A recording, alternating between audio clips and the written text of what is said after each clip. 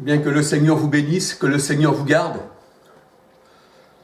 Ce matin, j'aurais voulu encore vous parler du Seigneur, alléluia, parce que c'est toujours une joie de parler du Seigneur, et c'est aussi une joie de partager. Alléluia. L'homme ne vivra pas seulement de pain, mais de toute parole. C'est vrai qu'on a besoin de pain pour faire vivre notre corps charnel.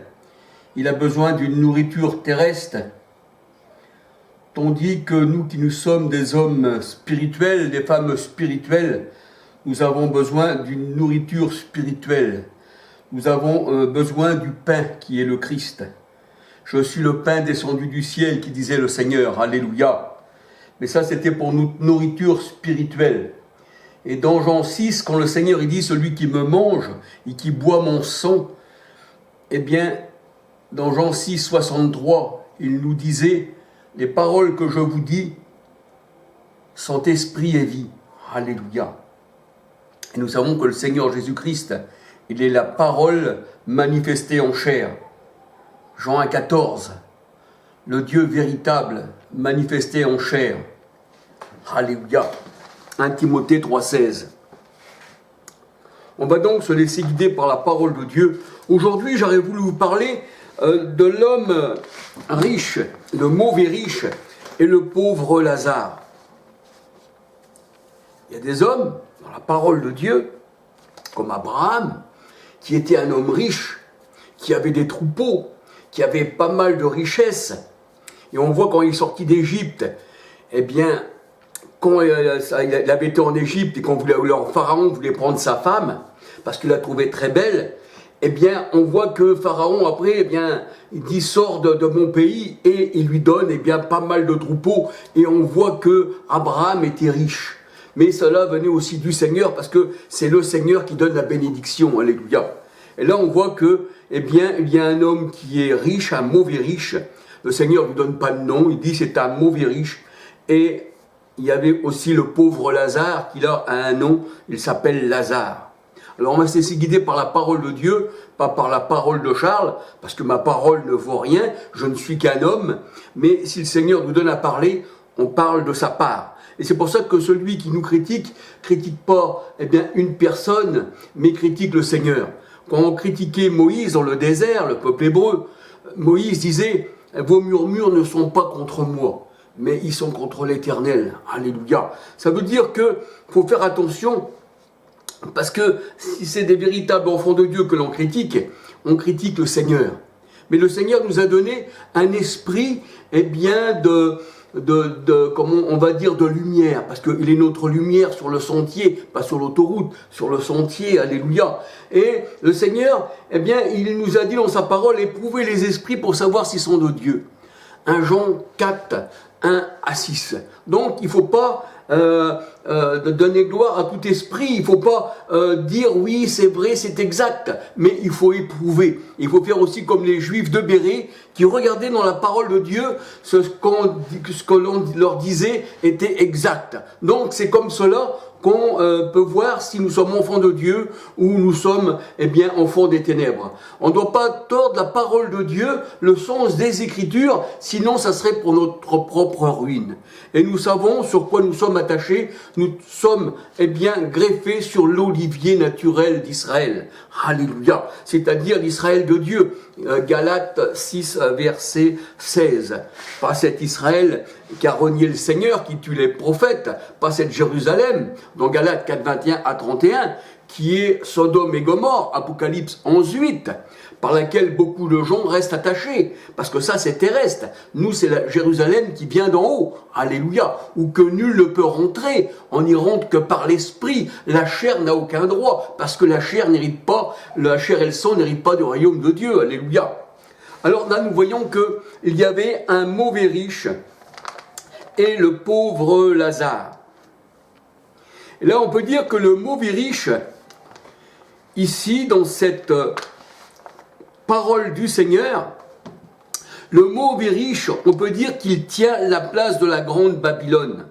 Parce que la grande Babylone, la parole de Dieu nous dit, eh bien qu'elle est riche.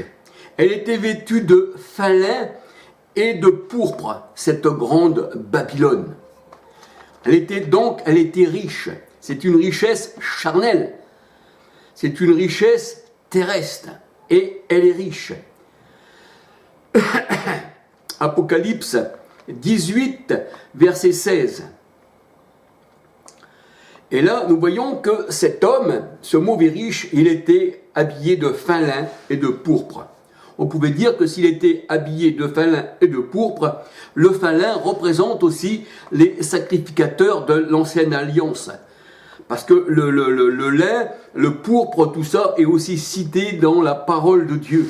Luc 16, verset 19, Ézéchiel 27, verset 7.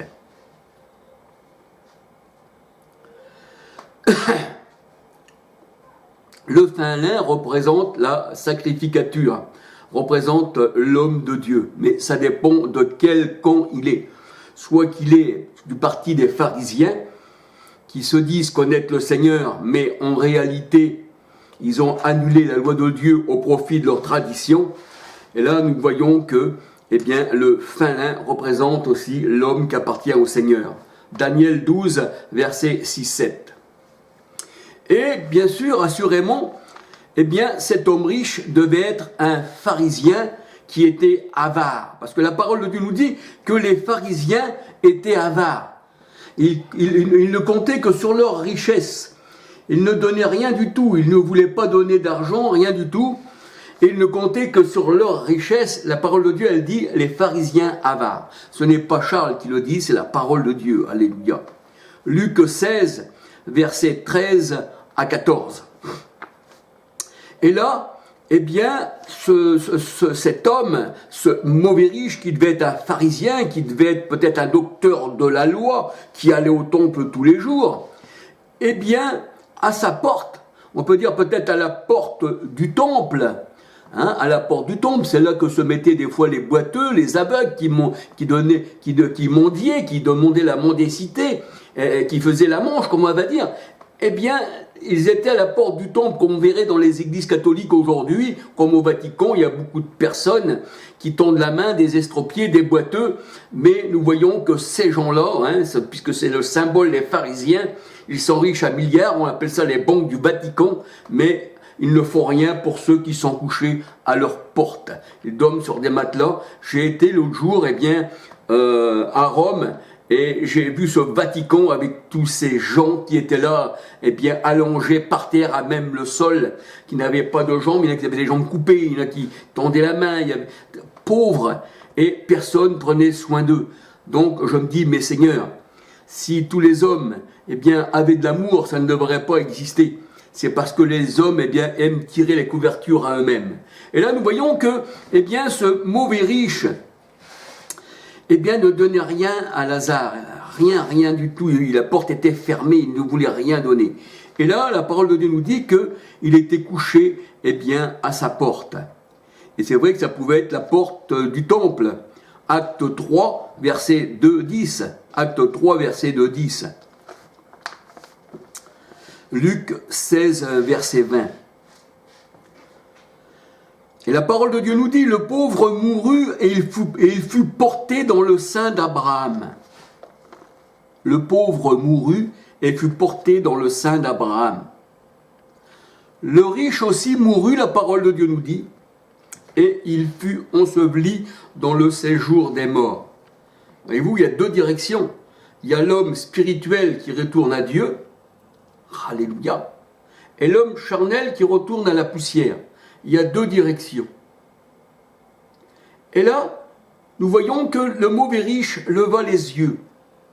Donc, on voit que le pauvre Lazare était dans les hauteurs, parce que la parole de Dieu nous dit que, Éphésiens 2,6, que Christ nous a fait asseoir dans les lieux célestes. Et tandis qu'il était en proie en tourment, le mauvais riche, il vit de loin Lazare. Il vit de loin Abraham et Lazare dans son sein. De loin, la parole de Dieu nous dit. Il le vit de loin. Et le mauvais riche s'écria, Père Abraham. Donc, s'il s'écria Père Abraham, c'est que le mauvais riche devait être un enfant d'Abraham. Et nous voyons que, eh bien, cet homme-là, en réalité, c'était un fils d'Abraham, c'est vrai, puisqu'il appelle Abraham son père, mais c'était un fils d'Abraham selon la chair. 1 Corinthiens 10, verset 18. C'était un enfant de Agar. Galates 4, 21 à 31. Un enfant de Sodome et Gomorrhe. Apocalypse 11, verset 8. Donc il cria, Père Abraham, aie pitié de moi, et envoie Lazare pour qu'il trempe le bout de son doigt dans l'eau et me rafraîchisse la langue, car je souffre cruellement dans cette flamme. Abraham répondit, mon enfant. Donc le mot riche, on voit que c'était l'enfant, eh bien, d'Abraham. Souviens-toi que tu as reçu tes biens pendant ta vie. Tu as reçu tes biens pendant ta vie. Ça veut dire que cet homme-là recherchait les choses matérielles pendant sa vie. Il ne recherchait pas le Seigneur, il recherchait son profit. C'est pour ça que c'était le mauvais riche. Mon enfant, souviens-toi que tu as eu tes biens pendant ta vie et que Lazare a eu les maux pendant la sienne. Il a eu les souffrances. Maintenant, il est ici consolé et toi, tu souffres. Et toi, tu souffres. Tu n'as pas mis ta confiance dans le Seigneur, tu souffres. Tu n'as pas reçu la vie éternelle, il y a un gouffre qui nous sépare. C'est ce que la parole de Dieu nous dit. Il est ici consolé, Lazare, et toi tu souffres. D'ailleurs, entre nous et vous, il y a un grand abîme, que ceux qui voudraient passer d'ici vers vous, ou de là vers nous, ne puissent le faire. Ça veut dire que personne ne peut, eh bien, franchir ce gouffre, cet abîme, s'il n'est pas régénéré d'en haut. Alléluia. Alors le riche dit, je te prie, Père Abraham, d'envoyer Lazare dans la maison de mon père. Dans la maison de mon père. Et ceci nous fait rappeler au Seigneur qui disait, vous avez fait de la maison de mon père une maison de commerce. Ça veut dire que ces gens-là ne pensent qu'au commerce. Bien qu'ils aient des habits sacerdotaux sur eux, bien qu'ils se donnent des titres de rabbi, d'excellence, de mon Seigneur, ils ont fait de la maison du Seigneur une maison de commerce. C'est une maison de trafic. C'est là où se vendaient tous les sacrifices, les pigeons, tout cela.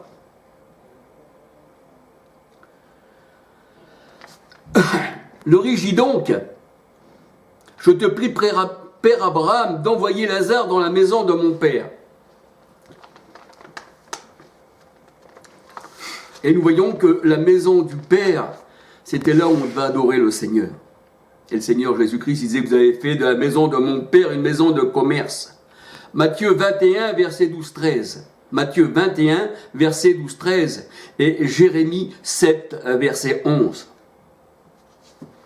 Et le mauvais riche supplie Abraham d'envoyer dans la maison de son père pour avertir ses frères.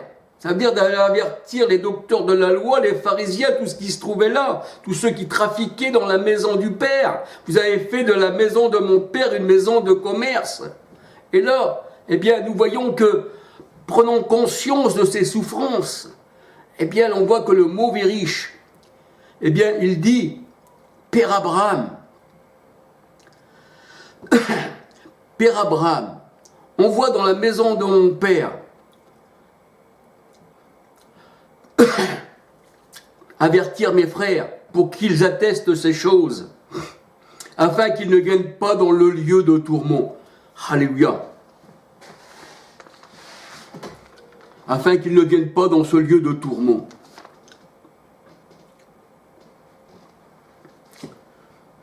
Et ici, nous voyons que le mauvais riche, eh bien, est une personne de la loi, un docteur de la loi, un pharisien, un scribe. Ici, la loi représente aussi les sectes du monde, qui se disent appartenir au Seigneur, mais c'est une maison de trafic, une maison de commerce, un repère de tout esprit impur, comme dit le Seigneur. Et là, nous voyons que le mauvais riche, eh bien, supplie d'envoyer quelqu'un dans la maison de son père et d'avertir qu'il souffre dans ce lieu de tourment. Mais là, nous voyons que Abraham répondit, ils ont Moïse et les prophètes. Là, nous voyons vraiment que ça fait partie de la loi, que ça fait partie, eh bien, des pharisiens, des comment on va dire, même des sadducéens, oui. Eh bien, que ces gens-là, eh bien, ils préfèrent commercer de leur matériel que plutôt de faire valoir les deniers que le Seigneur, les talents que le Seigneur nous a donnés. C'est ça le véritable argent. Alléluia. Alors Abraham répondit, ils ont Moïse et les prophètes, qu'ils les écoutent. Et il dit, non, père Abraham, mais si quelqu'un des morts va vers eux, ils se repentiront. Et nous savons que le Seigneur Jésus-Christ, eh bien, est ressuscité des morts. Alléluia. Et il avait même ressuscité Lazare. Et il voulait même tuer Lazare. Donc ça ne servait à rien. Alors, il dit, si quelqu'un des morts va vers eux, ils se repentiront. Et Abraham lui dit, s'ils n'écoutent pas Moïse et les prophètes, ils ne se laisseront pas persuader, même si quelqu'un des morts ressusciterait.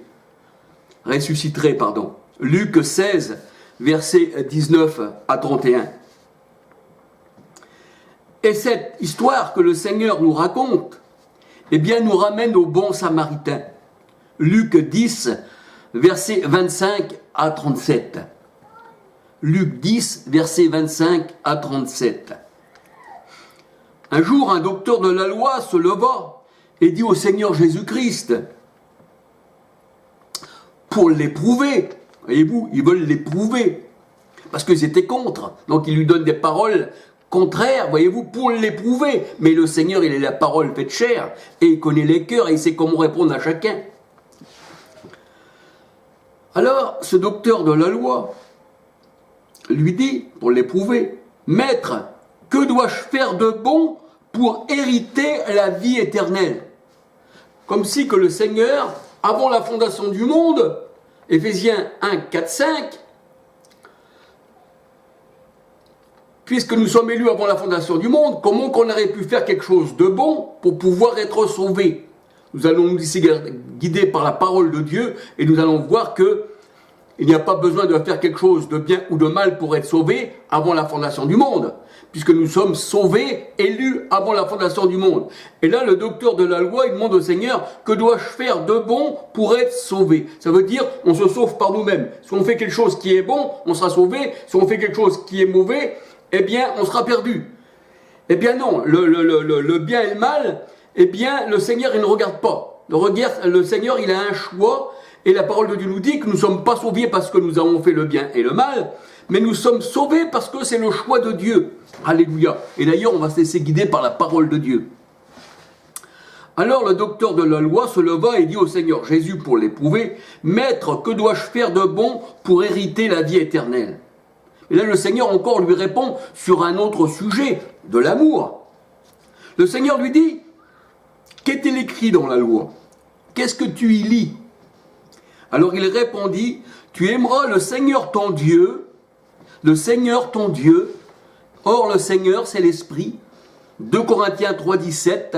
« Tu aimeras le Seigneur ton Dieu de tout ton cœur. » Romains 2, 27, 28. Il faut être circoncis du cœur. De tout ton cœur, de toute ton âme, de toute ta pensée. Or la parole de Dieu nous dit, « Or nous avons la pensée du Christ. Nous n'avons pas la pensée du monde. » De tout ton cœur, de toute ta pensée, de toute ton âme, tu aimeras le Seigneur ton Dieu et ton prochain comme toi-même.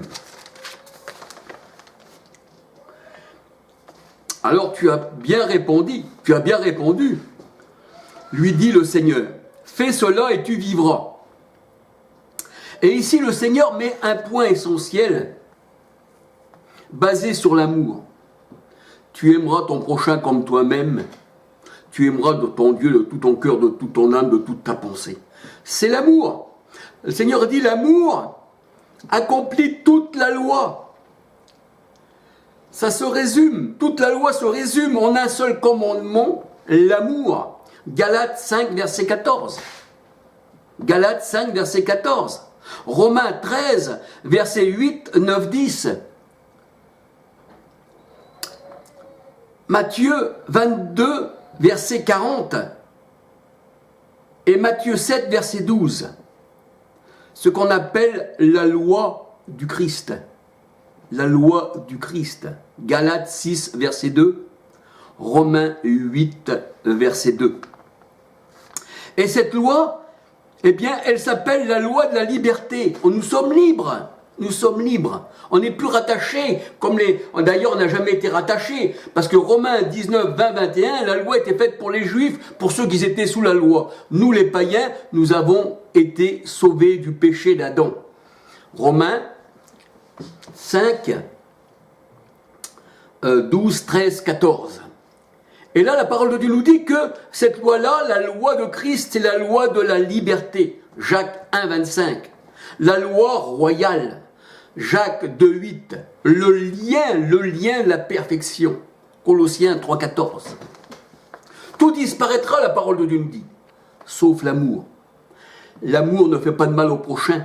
L'amour parle selon la vérité. Mais l'amour ne parle pas pour détruire. L'amour parle pour construire. Alléluia. Donc les paroles vaines que nous avons entre les hommes, le Seigneur dit, ça n'amène à rien. Parlons pour construire, parlons pas pour détruire. Alléluia. Et dans ton cœur, il ne doit trouver aucune haine. Parce que le Seigneur dit, eh bien, donne tout jugement au Seigneur. La rétribution lui appartient, ce n'est pas à nous, c'est à lui. Alléluia. Et le Seigneur dit, aime ton ennemi, donne-lui à boire et à manger. Priez pour ceux qui vous persécutent. Alléluia. Mais maintenant, s'il y a une parole à dire, s'il faut la dire, disons-la dans l'amour, sans haine, sans mal. Les gens pensent que nous avons dans le cœur, parce qu'on parle eh bien d'une certaine manière, pour leur faire comprendre des choses.